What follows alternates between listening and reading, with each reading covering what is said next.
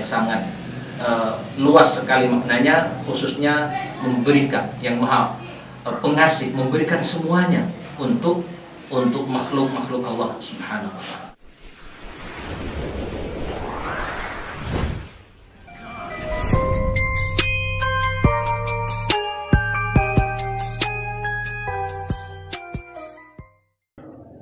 Bismillahirrahmanirrahim. Alhamdulillahirabbil alamin wassalatu wassalamu ala asyrafil anbiya wal mursalin sayyidina Muhammad wa ala alihi wa sahbihi ajma'in, amma ba'du. Yang pertama, sebelum kita melanjutkan pelajaran tafsir kali ini, pada pertemuan yang pertama kita akan membaca tafsir dari suratul Fatihah. Suratul Fatihah adalah merupakan surat pembukaan dari Al-Quran Al-Karim versi Utsmaniyah. Ayat ini dan surat-surat ini, khususnya surat-surat pendek termasuk surat Al-Fatihah, itu diturunkan oleh Allah Subhanahu wa ta'ala pada saat Rasulullah Shallallahu alaihi wasallam masih ada di kota Mekah.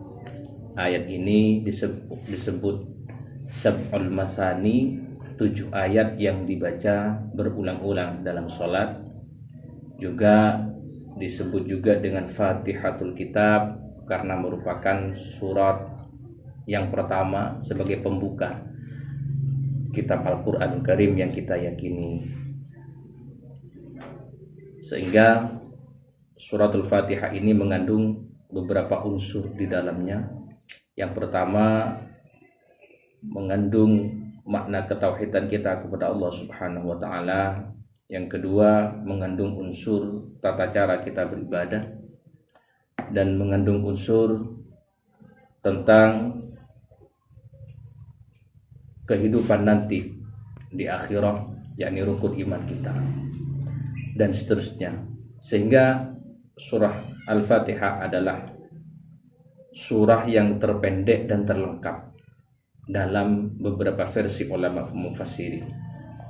Nah, pada pertemuan kali pertama kita coba membacakan ayat yang pertama sampai pada ayat yang ke-7, yang pada hal ini ada 2 qaul. Yang pertama, Bismillahirrahmanirrahim, itu termasuk ayat dari suratul Fatihah. Dan yang kedua, Bismillahirrahmanirrahim, itu tidak termasuk surah atau ayat dari suratul Fatihah. Bismillahirrahmanirrahim, dengan menyebut nama Allah.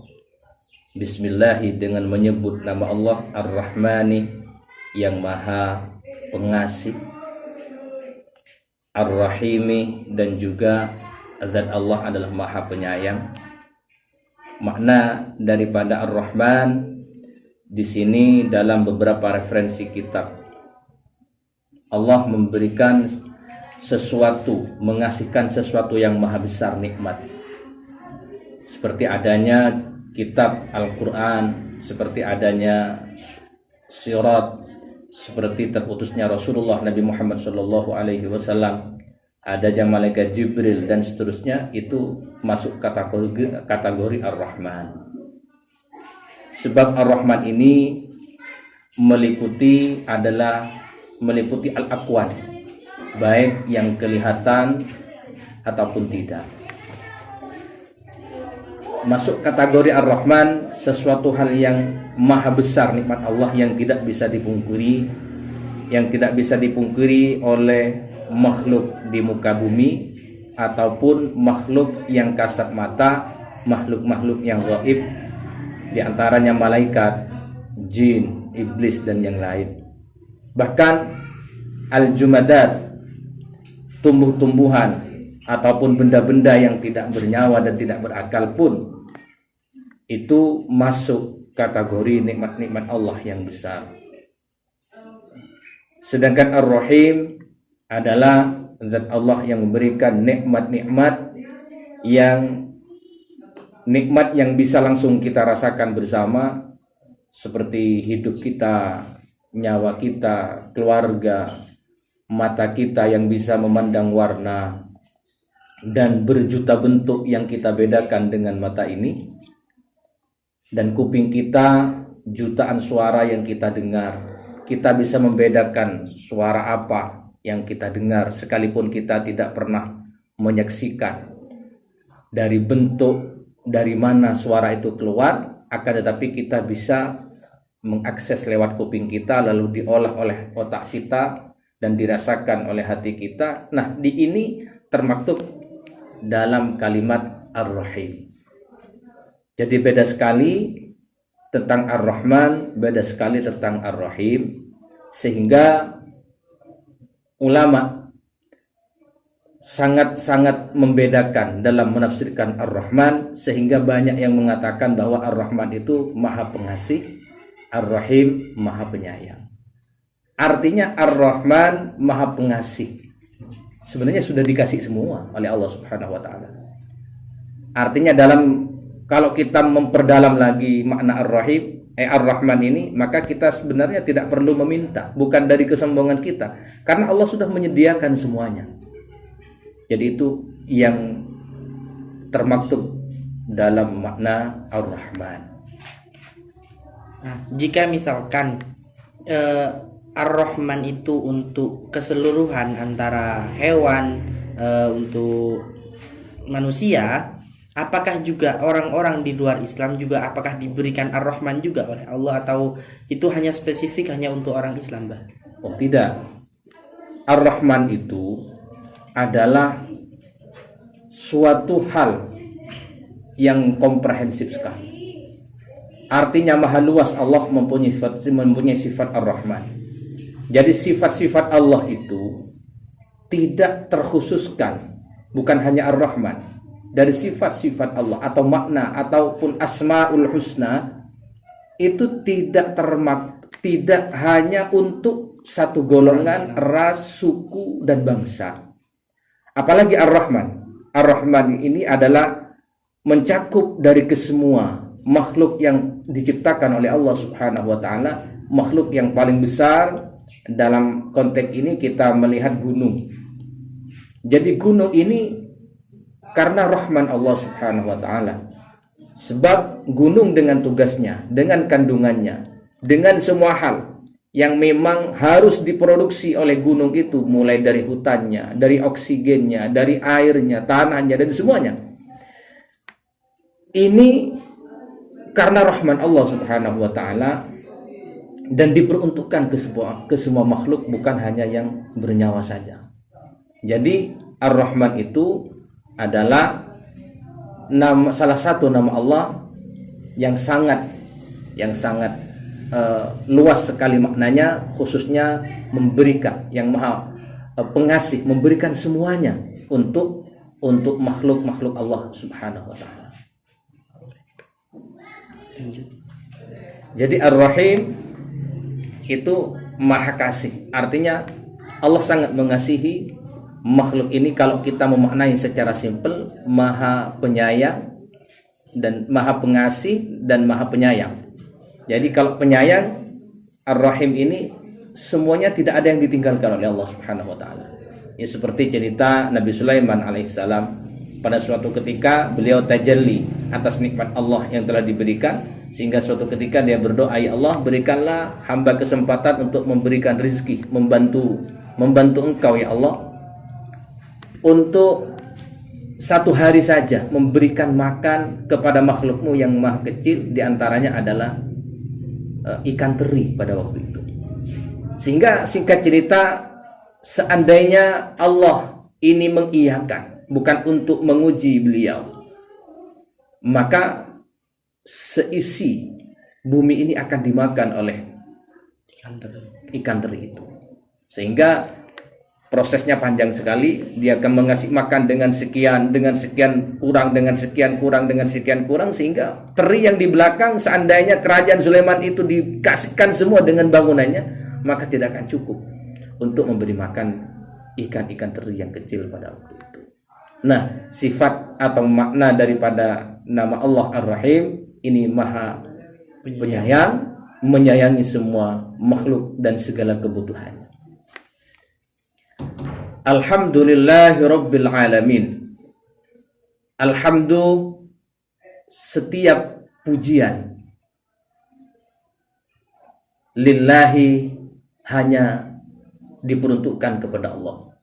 Jadi makhluk yang lain sebenarnya tidak pantas untuk dipuji, apalagi minta dipuji. Karena makhluk itu lemah, punya keterbatasan waktu, keterbatasan tempat, keterbatasan umur, dan keterbatasan kemampuan dalam segala hal. Jadi bagi Allah Subhanahu wa taala itu berhak mendapatkan pujian dari semua arah, dari semua makhluk, karena Allah lah yang menciptakan, memberdayakan, dan mempertahankan kehidupannya, dan juga Allah lah yang mematikan dan seterusnya, dan mengganti dengan posisi-posisi yang lain. Jadi yang berhak mendapatkan pujian hanya Allah Subhanahu wa taala. Pujian itu dibagi beberapa hal. Ada hamdun liqadimin.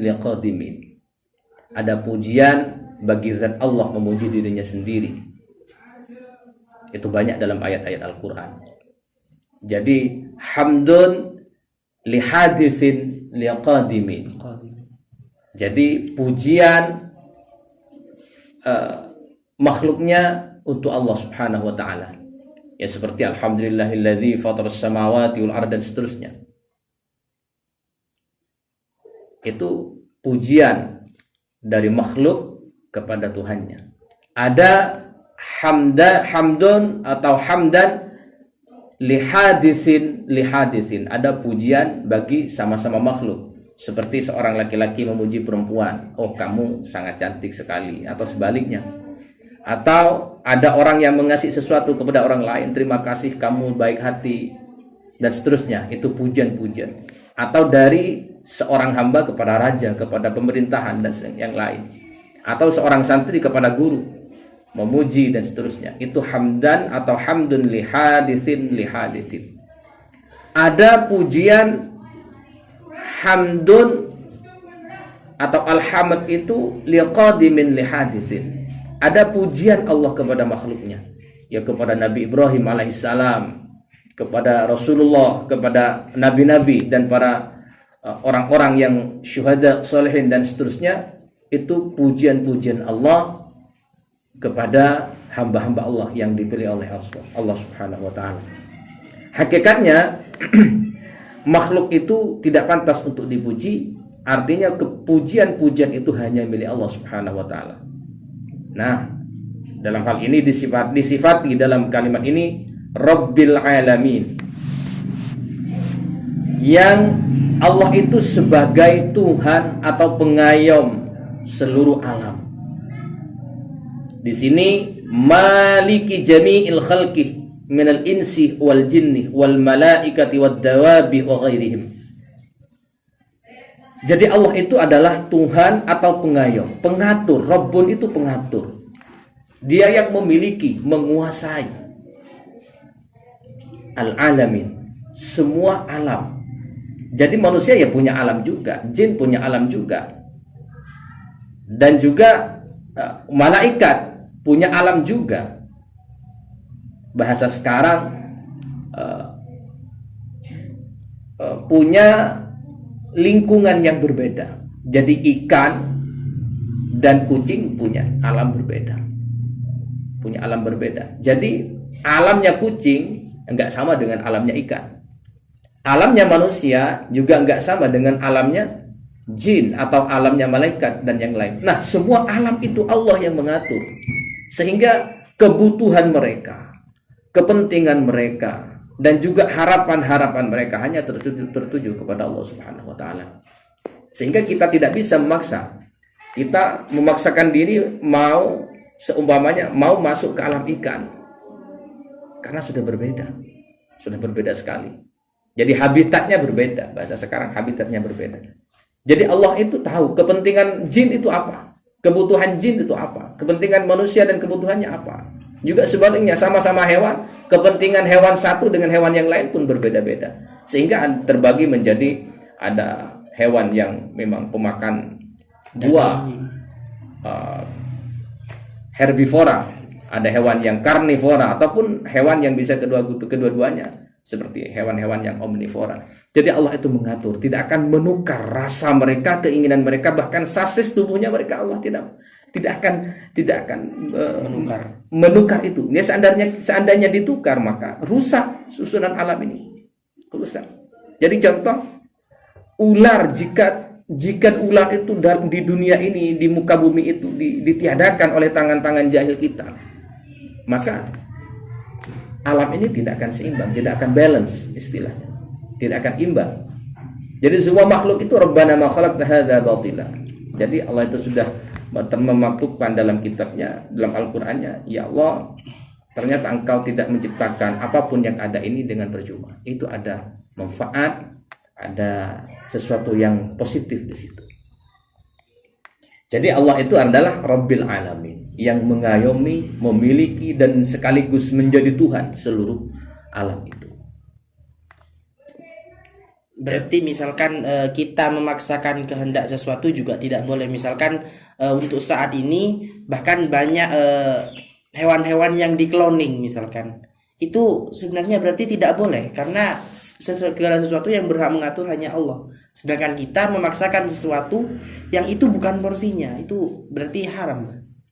Nah, dalam konteks fikih itu menyalahi kodrat, itu semuanya haram. Ya, seperti laki-laki merubah dirinya menjadi perempuan, atau perempuan akan menjadi laki-laki dan seterusnya, ataupun di cloning, ataupun di mutan, atau yang segala macam, itu pasti itu mengandung unsur mudarat dari segi kehidupan ini, baik kita melihat dari segi fikih atau melihat dari segi ketauhidan kita kepada Allah Subhanahu wa taala, atau melihat dari sisi-sisi keseimbangan alam ini. Ya, salah satu contoh, suatu ketika karena kecerdasan dan kehebatan teknologi yang dibikin oleh manusia itu sendiri, ya menurut saya teknologi itu tidak hebat. Menurut saya yang paling hebat adalah akal manusia sendiri.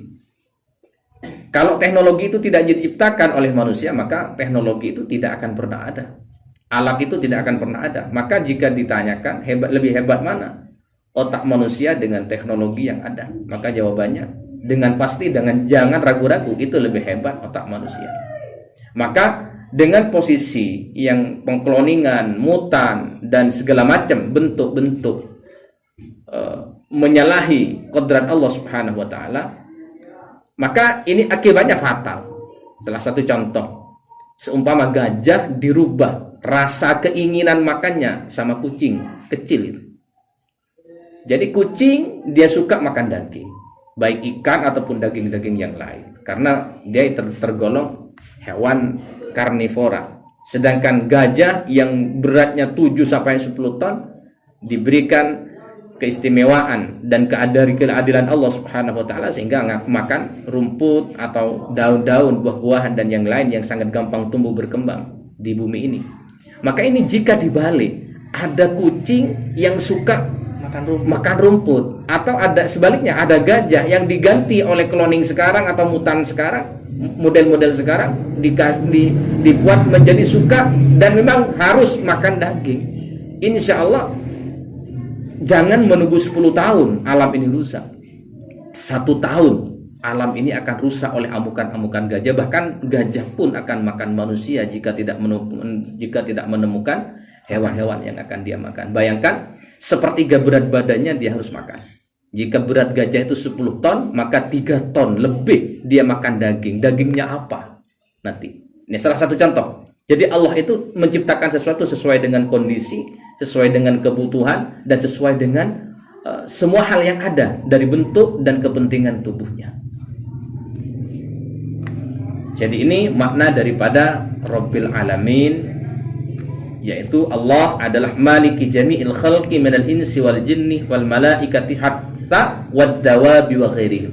Dawab itu hewan-hewan yang melata, wa ghairihim, dan selain hewan yang lebih kecil dari itu. Ya, khususnya dalam posisi sekarang ini, virus yang paling kecil yang kita kenal dan lagi viral, virus corona ini.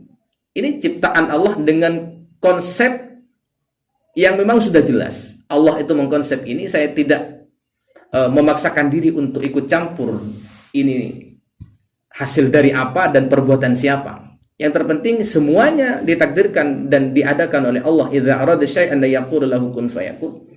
maka virus yang sangat lemah, yang sangat kecil, bahkan sekian meganeutron kecilnya, yang sehingga tidak bisa dilihat oleh mata, ataupun mikroskop yang tidak canggih nggak bisa melihat virus ini. Nah, ini pun menjadi sesuatu yang dianggap hebat. Menurut saya virus ini lemah karena tanpa inang, tanpa sesuatu hal yang dia tempeli, dan memang ini habitatnya, dia tidak akan pernah hidup, tidak akan pernah mencari sebenarnya. Sehingga orang sekarang menganggap virus ini hebat dan seterusnya. Menurut saya dia itu lemah. Menurut saya itu lemah. Yang lagi viral sekarang ini. Jadi Allah yang mengendalikan itu. Rabbil Alamin, yang menjadi Tuhan dan mengayomi seluruh alam, baik manusia, jin, malaikat, dawab, hewan-hewan, wa ghairihim, dan selain dawab itu ya hewan yang terkecil sekali. Berarti jika misalkan diambil kesimpulan bahwa virus yang sekecil itu atau kuman bisa menimbulkan penyakit, berarti juga Allah yang menguasai. Misalkan Allah tidak menakdirkan, maka itu tidak akan muncul, atau bagaimana? Ya, betul sekali. Jadi semua makhluk, semua ciptaan, baik yang lama ataupun makhluk-makhluk yang baru, atau mungkin virus ini sudah lama sekali tapi baru ketemu saat ini, karena mungkin di habitat asalnya masih tidak terlihat, dan mungkin habitat asalnya yang dulu sudah tidak cocok karena mutasi gen atau apapun, maka menjadi COVID-19 yang sekarang lagi viral ini. Jadi semua yang ada dan membutuhkan apa itu ada dalam bingkai Rabbil Alamin. Allah yang maha ngayomi mereka, Allah yang menunjukkan di mana tempat dan di mana dia berkembang biak dan sampai kapan. Itu Allah Subhanahu wa taala. Sehingga menurut saya ini bukan kesalahan. Tidak, ini sudah program Allah Subhanahu wa taala. Ya, banyak hal ya, mungkin di antara, tapi ini cuma hemat saya. Di antaranya adalah alam ini nggak muat lagi dengan adanya kondisi cuaca ataupun udara yang ada, dengan skala besar mengeksploitasi hasil daripada bumi menjadi BBM, menjadi kebutuhan untuk kendaraan bermotor kita sebagai manusia, baik itu darat, laut, dan udara. Maka WHO mengumumkan kandungan molekul negatif yang ada di udara dunia saat ini sangat menurun drastis karena gara-gara virus ini. Artinya, Rabbana ma khalaqta hadza batila. Ini tidak percuma Allah sebenarnya menciptakan ini. Ada maksud tersembunyi yang ada. Sekalipun kita banyak yang tidak menyadari, ya karena kita tidak tahu kepentingan.